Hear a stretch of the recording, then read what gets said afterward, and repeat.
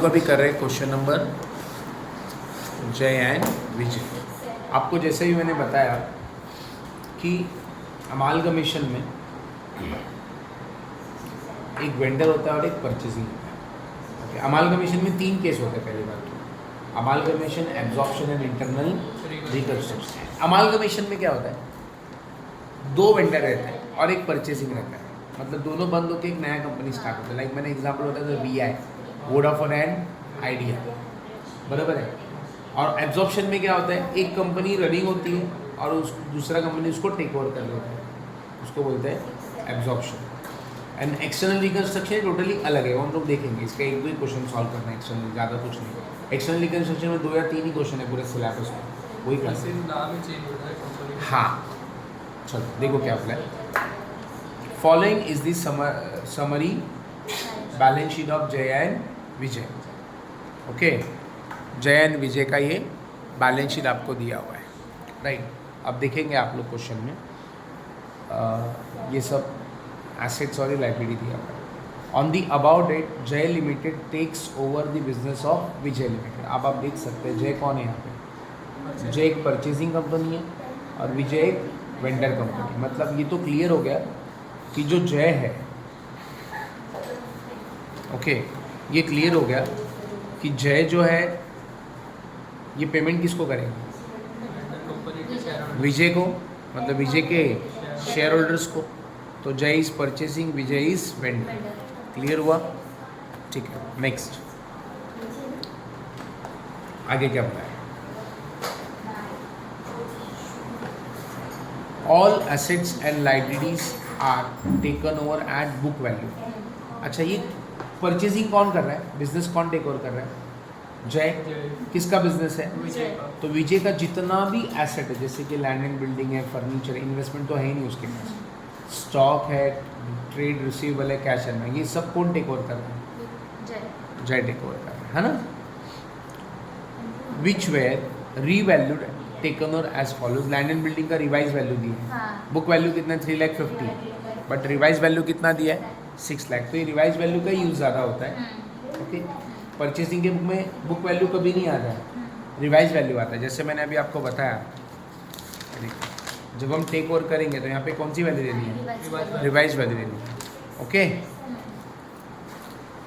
चलो आगे बढ़ते हैं।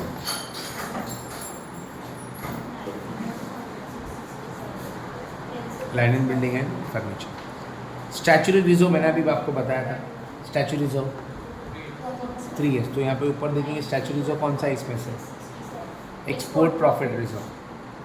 कितना है बेटा उसका अमाउंट, 60,000। विजय का हम टेक ओवर करने वाले हैं, तो ये भी हमको टेक ओवर करना पड़ेगा ना, statutory reserve for 3 years।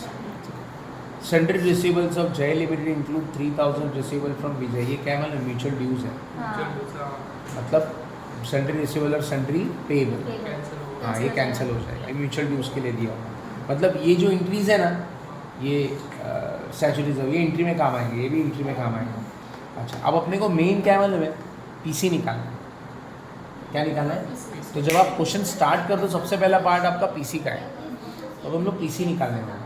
PC कौन से मेथड से निकलता है, नेट पेमेंट से और नेट एसेट से। नेट पेमेंट से नहीं निकलता है तो नेट एसेट पे जाएंगे। अभी हम लोग पहले नेट पेमेंट से निकालेंगे। नेट पेमेंट का फॉर्मेट क्या पढ़ाया था सर मैंने आपको, नेट पेमेंट का फॉर्मेट क्या पढ़ाया था,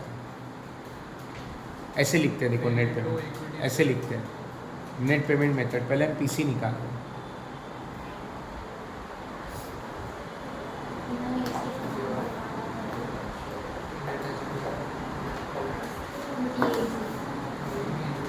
नेट एसेट इजी रहता है, but net asset her question में नहीं रहता है ना। हम लोग सबसे पहले पीसी कौन से मेथड से निकालेंगे, नेट पेमेंट। नेट पेमेंट से नहीं निकलेगा तो नेट एसेट पे जाएंगे। कैसे पता चलेगा कि नहीं निकल रहा है? ये देखो, नंबर ऑफ शेयर दिए रहते हैं क्वेश्चन में, हम कितना शेयर दे रहे हैं वेंडर को, रेशो दिया रहता है। ये देखो उधर लिखा भी है, लिखा बेटा इधर, if number of share is missing or ratio is missing, so we have to calculate PC with the net asset method। तो नंबर ऑफ शेयर दिया है, रेशियो दिया है, तो हम लोग नेट पेमेंट पे ही रहेंगे। और नंबर ऑफ शेयर मिसिंग है, रेशियो मिसिंग है, तो नेट एसेट पे आना पड़ेगा। समझ में आया?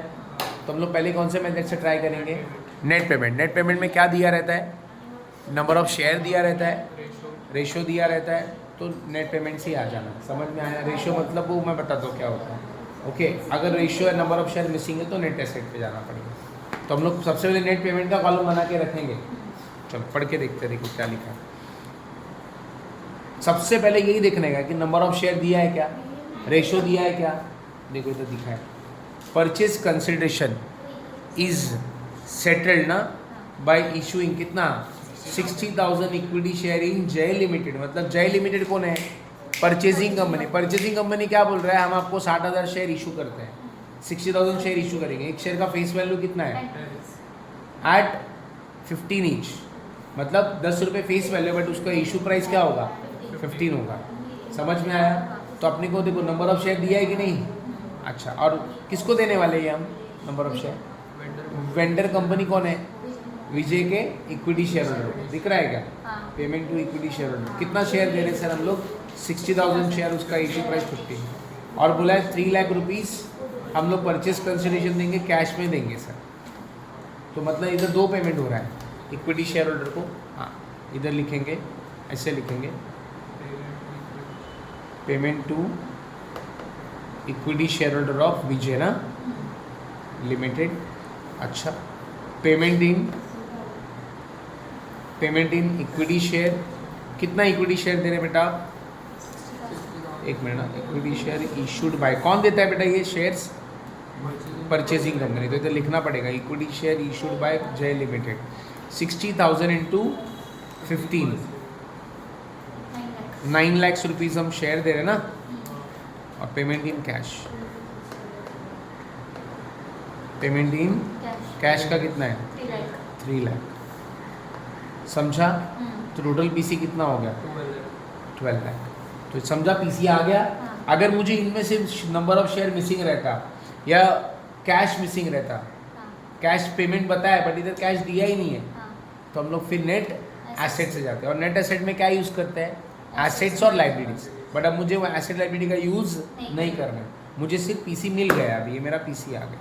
समझ में आया? तो ये मेरा फर्स्ट पार्ट आ गया पीसी। अब हम क्या करेंगे? जर्नल एंट्रीज चालू करेंगे। समझ में आया? वही वो लिखूंगे पहले।